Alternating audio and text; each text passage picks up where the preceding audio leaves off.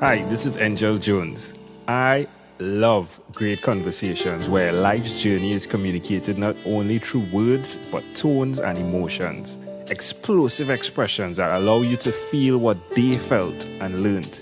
A fool learns only from his own mistake, while the wise learn from their own and from those others have made. Thanks for being here with us.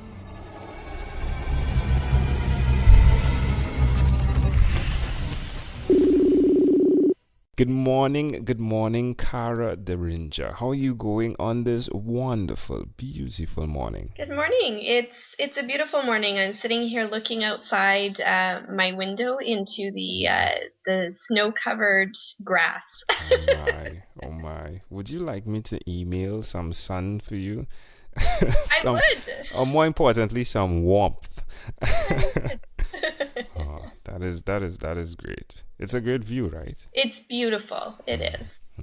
So, Kara, tell me, which of your talents is responsible for us meeting? Wow. Well, I have this amazing network of colleagues and friends, and they're the one and the same. Most of my colleagues are friends, and most of my friends are colleagues. So my friend and colleague Pam Bain Right. suggested that I connect with you. Yeah, I remember being. Yeah, she was fun. Ooh, yeah, yeah. That is awesome. So, I bet. like, how did you guys connect? Like, what is it? What is the thing that you bring to the table that is your passion?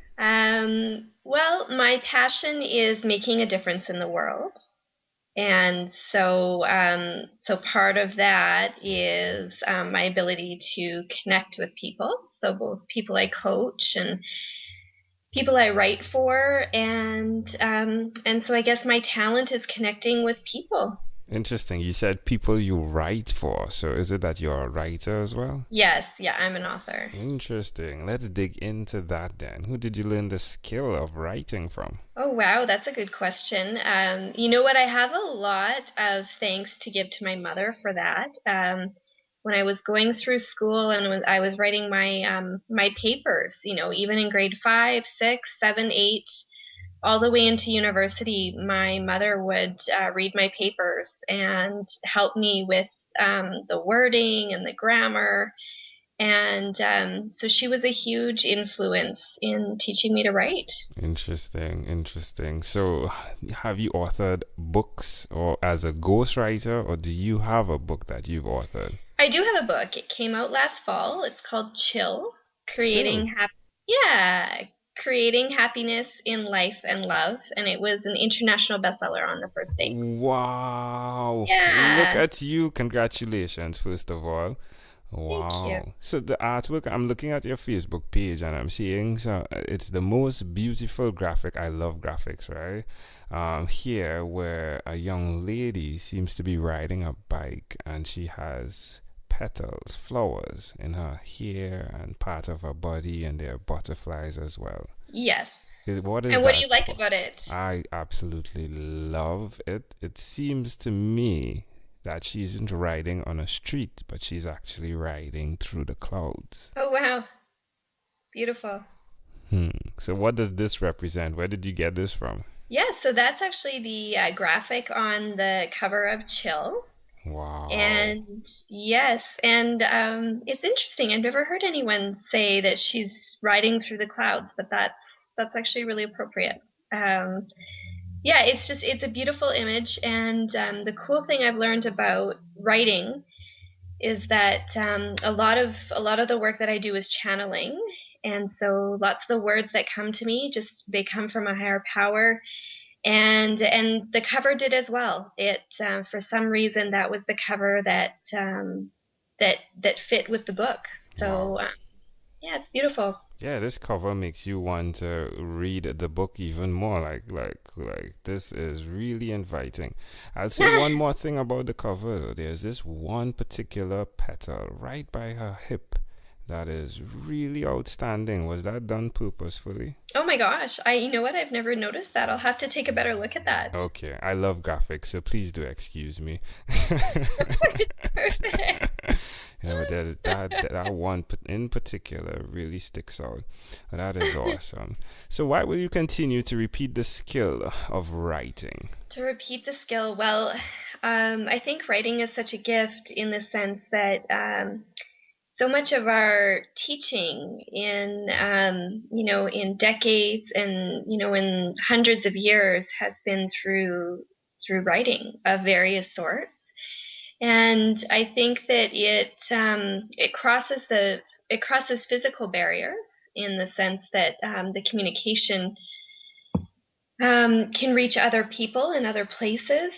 And the amazing thing about writing, I think, these days is that we live in such a virtual world that still the written word and books allows people to really reflect and read at their own pace and in their own time.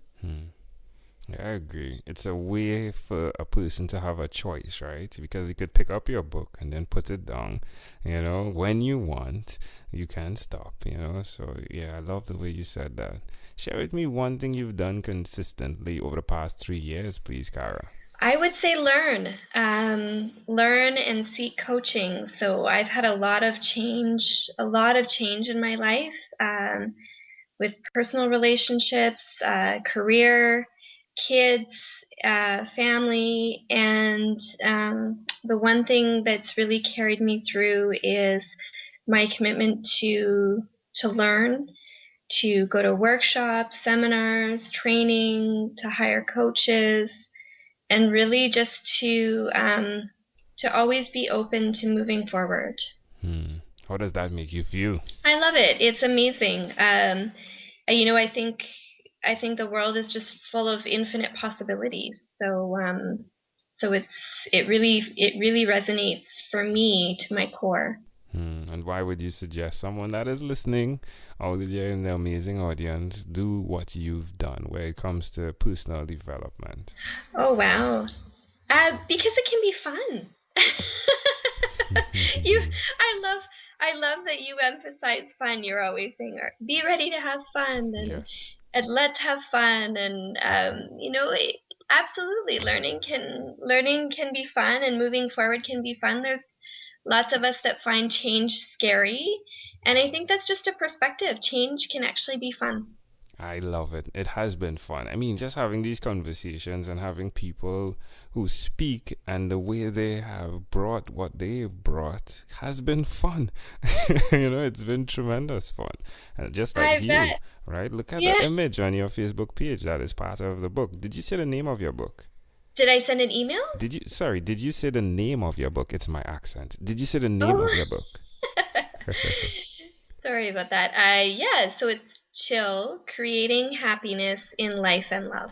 Wonderful. So, I mean, I would have never had the opportunity to encounter this, and I'm glad that you did it so that, hey, now it's even more fun, right? And Absolutely. Oh my gosh, for everyone that is listening, please go check out Chill. I mean, if you're buying the book just for the cover, I can understand why, but she's promising, that there's value in there as well, but, all right, my dear, let's switch gears for a bit now, Kara. Let me invite you into my time machine that is surrounded with beautiful, warm, blue Caribbean water. Kara, what is your earliest childhood memory? Wow, you have such a way with creating imagery there. You know what? One of my earliest childhood memories is I grew up on a farm. So I was standing on the front step of our farmhouse and looking out over our front yard, which had grass in it. And I remember throwing my pennies, my Canadian copper pennies, onto the yard, onto the lawn, and for some reason, I just thought that was the most fun and freeing activity that I could possibly discover in that moment. Wow. It is funny. You may think And it's that was funny. until my dad came along and scolded me and said that I shouldn't do that anymore because he was going to run over them with a lawnmower and throw them through the window. Yeah, that could happen. So why do you think this memory is so clear, Kara? I don't know. That's a great question. Gosh, you have really good questions. You know what? I think it's just that kids are kids, and sometimes in the moment as a child, in that moment, I was just doing what I wanted to do, and it didn't necessarily make sense. There wasn't a reason for it, and it was so freeing. And I think for me as an adult, that's something I'm always trying to remind myself of, is to find those moments of freedom where there isn't necessarily a valid reason or logic, but it's just awesome. I love it. Well, I'll tell you something though. I'm glad that I went across to Facebook and saw this picture that is part of Chill. Because to me, if I interpret that thought picture that you created in my mind, it seems to me as though part of you, when you give freely, when you throw it away, if you may, brings back a value that is really amazing. And I'm seeing in the image where the flowers are coming off of this woman's hair. And it's going, but at the same time, there are so many things that are attracted, and part and parcel of it. It's because you're doing something which is just like throwing the coins out, but you're riding a bike here, and then there's what you're giving off. You're giving it away, and it's pretty intriguing. Wow, that's incredibly perceptive. It's in so many ways. I love it. I love it. If we fast forward to when you are 12, what was your favorite song? Gosh, my favorite song when I was 12. You know what? I'm thinking at that time it might have been like Wilson Phillips was my very first cassette tape. What song by Wilson? Hold On. What else would it be, right? Hold on. All right, I love it. All right, my friend, we've arrived at our destination, but before we get off of this time machine, there's a small declaration form. Yes or no, maybe a bit more. Kara, have you chosen someone to pass on your skills to? Yes. Are you married? No. Do you have children? Yes. How many? 2. Okay, boy and girl? Yes. Okay, do you believe in God? Yes. Do you have an inner circle of friends? Yes. Do you watch TV for more than 3 hours a day? Absolutely not. No. How about 3 hours a week? No. All right. What about screen time, the phone and or the computer? Is it more than 8 hours a day or less than 8 hours a day? Phone would be more than 8 hours a day. Kara, this was a great, great pleasure. Before you leave, is there anything you'd like to share with our amazing audience? Wow. This conversation has been synchronistic in so many ways. Just even you mentioning flow in your observations of the graphics. So I would say the message would be always believe in synchronicity and possibility and extraordinary. Love it. Kara Deringer, thank you for being on 12-Minute Convos with Engel Jones. Thank you. It's been fun. Amazing audience. Before you leave, there's one person I'd like to introduce you to, Amanda Jones. She is my wife, and her passion is to educate, encourage, and empower. Hi, I'm Amanda Jones, and I'm a registered nurse. Do you or someone you know have diabetes? According to the International Diabetes Federation, in 2015 worldwide, 415 million people were living with diabetes. Just as that figure is overwhelming, so too can the effects of diabetes be. So, to help simplify diabetes for both adult and child, I've used rhymes in my books, The ABCs of Diabetes for Children and Poems for Patients, A Focus on Diabetes. At its simplest, rhymes help us to remember. If you, a child or friend, want an easy, reader-friendly way to know about diabetes, then get a copy of these books. For more details, you can go to poemsbyaj.com. That's poemsbyaj.com.